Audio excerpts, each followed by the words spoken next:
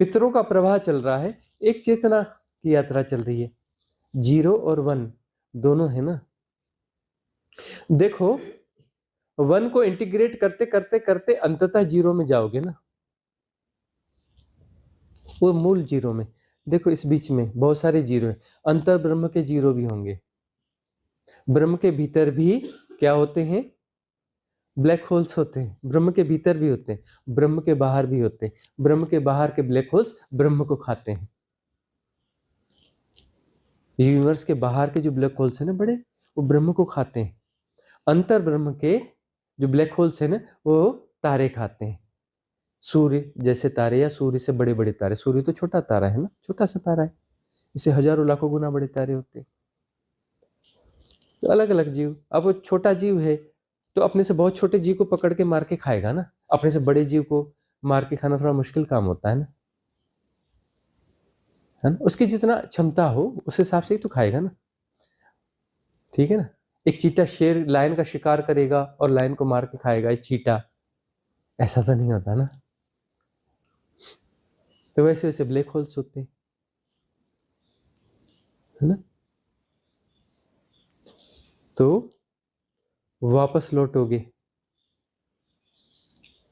वापस लौटना, तुम ब्रह्म के विस्तार को, सृष्टि को सहयोग देना बंद करते हो, समता में प्रतिष्ठित होकर।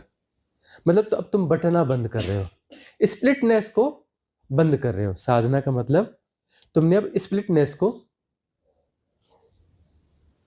उस प्रक्रिया को, ब्रह्म की प्रक्रिया को, एक्सपांशन की प्रक्रिया को रोक दिया, स्टे।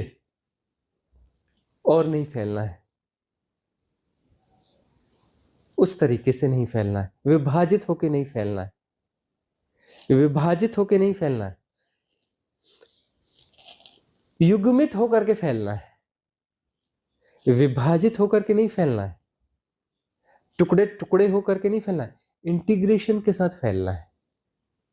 फैलना है, इंटीग्रेशन के साथ फैलना है। विभाजित होकर फैलने की प्रक्रिया प्रकृति है।